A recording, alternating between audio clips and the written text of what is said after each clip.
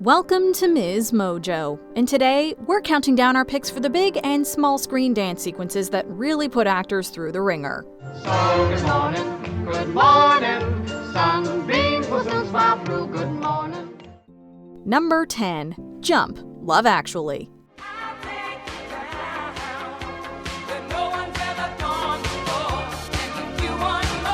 The Prime Minister in this classic Christmas rom-com isn't supposed to be a technically skilled dancer. He's really just supposed to do an impromptu celebratory dance through the halls of 10 Downing Street. But Hugh Grant found this scene difficult for a completely different reason. He hated doing it. To hear him tell it, the entire experience of it sounds like a nightmare. And to this day, there's many people, and I agree with them, who think it's the most excruciating scene ever committed to celluloid. But then some people like it. Grant is also the first to point out that he's not actually on rhythm in the scene. The dance is corny and cringeworthy, but that's kind of why it fits the character so well. Yeah. Mary, I've been thinking. Can we move the Japanese ambassador to 4 o'clock tomorrow? Certainly, sir. Terrific. Thanks so much. Number 9. Let's call the whole thing off. Shall we dance?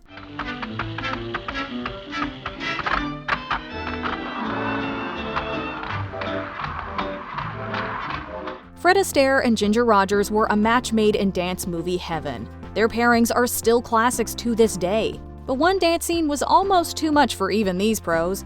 Let's Call the Whole Thing Off is a musical number where the two have to dance on roller skates.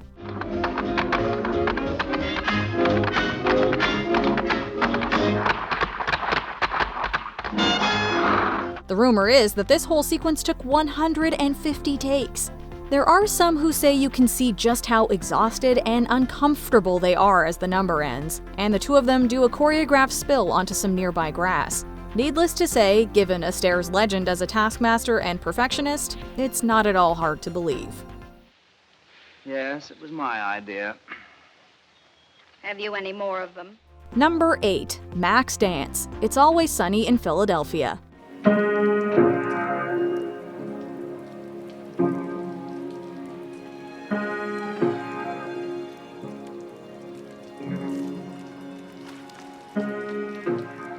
For a show as funny and largely unserious as It's Always Sunny, Mac's genuinely impressive interpretive dance isn't played for laughs. The character uses it to explore his coming out and his confusion about where he fits in the world. Actor Rob Mack had to undergo a full-body transformation to pull it off.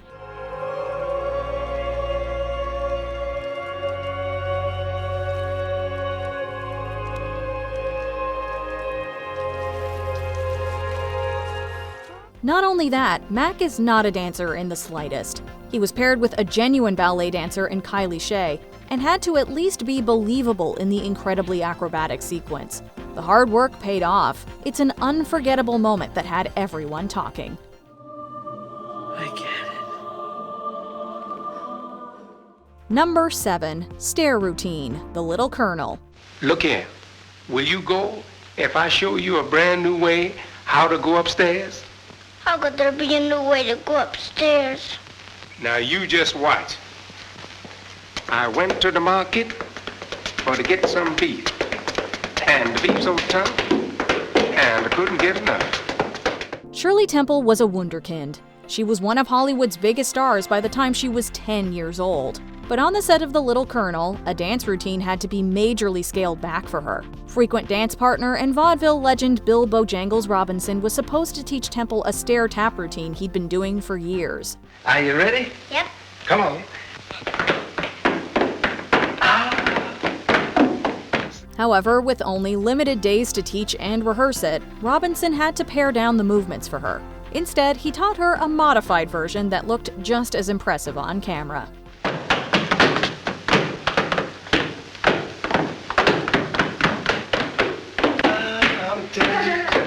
What's going on around here? Number 6. Salsa Club Scene, Along Came Polly. Hi! I think I might take off. Really? Yeah. Are you having a bad time? No. I'm just not into this whole dirty dancing thing. What do you mean, dirty dancing? Jennifer Aniston stars as a free-spirited woman who loves to salsa dance. Ben Stiller, however, is the straight-laced risk analyst trying to win her over with his newfound moves. The scene where they dance together required Aniston to take lessons, which she mostly blew off.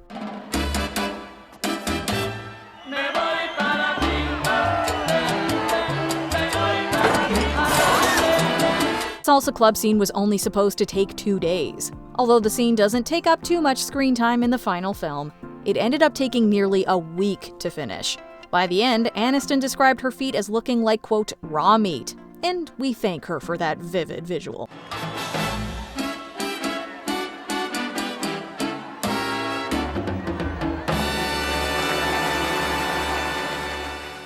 Number 5. No Dames. Hail Caesar.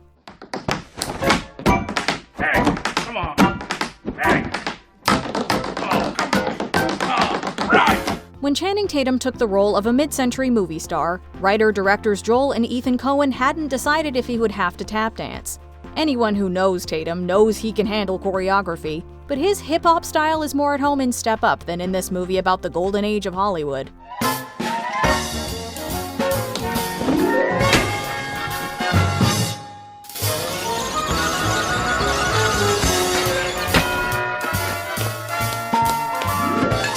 Eventually, Tatum was told he'd have to tap in Hail Caesar, a far cry from his usual moves. He only had a few months to master what some dancers take years to learn.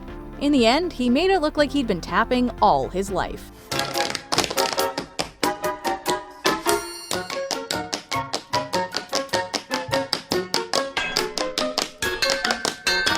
Number 4. A Lovely Night. La La Land.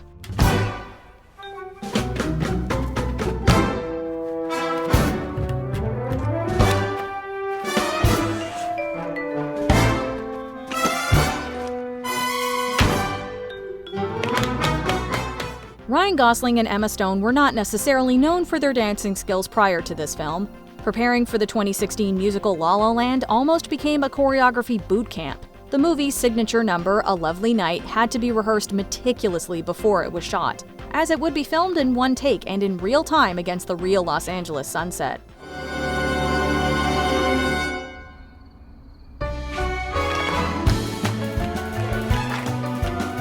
There were falls, timing issues, and other mistakes that actors who aren't incredibly experienced in dancing make.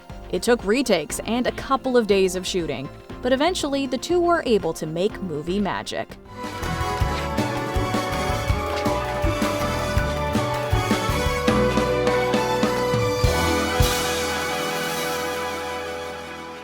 Number 3. I've Had the Time of My Life. Dirty Dancing. Now I had the time of my life.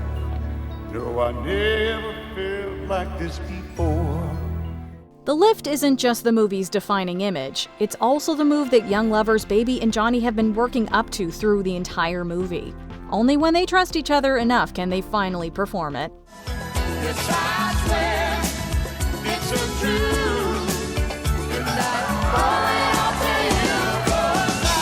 Jennifer Grey wasn't a slouch when it comes to dancing, but like their characters, her skill paled in comparison to Patrick Swayze's. They never even practiced the lift until it was go time.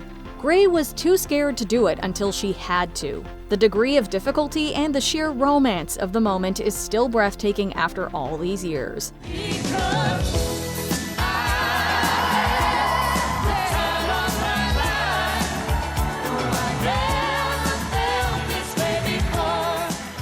Number 2. Me Ol' Bamboo. Chitty Chitty Bang Bang. A gentleman's got a walking stick, a seaman's got a cap, and the merry men of Robin Hood, they used a quarterstaff. When Dick Van Dyke looks back on his long and illustrious career, he considers this, quote, the hardest dance number of them all. As the inventor Caractacus Potts, he performs the breathless number with a bamboo walking stick as a prop.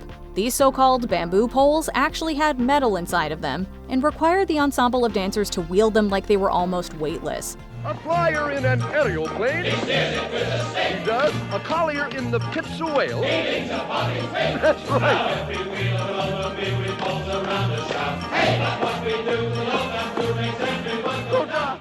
The high-kicking routine took almost 24 takes to complete. If that wasn't hard enough, Van Dyke had the disadvantage of being several years older than most of the other dancers.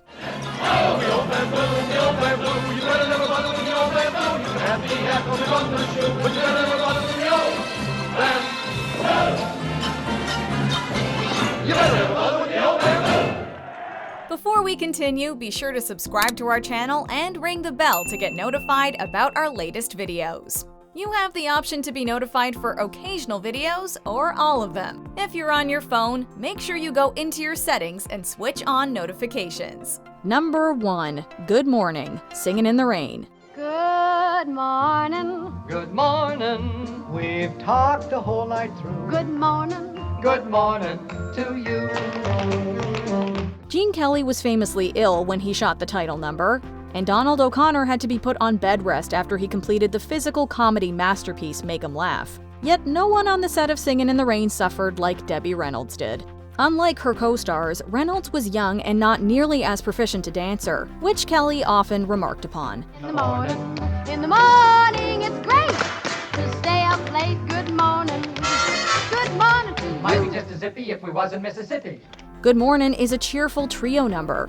Reynolds, Kelly, and O'Connor dance on tables and up and down a flight of stairs. It looks more fun than it is.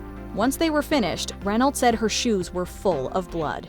Debbie Reynolds said there were 2 excruciatingly painful things in her life: childbirth and singing in the rain. I couldn't agree with her more. What's your favorite dance scene? Tell us in the comments.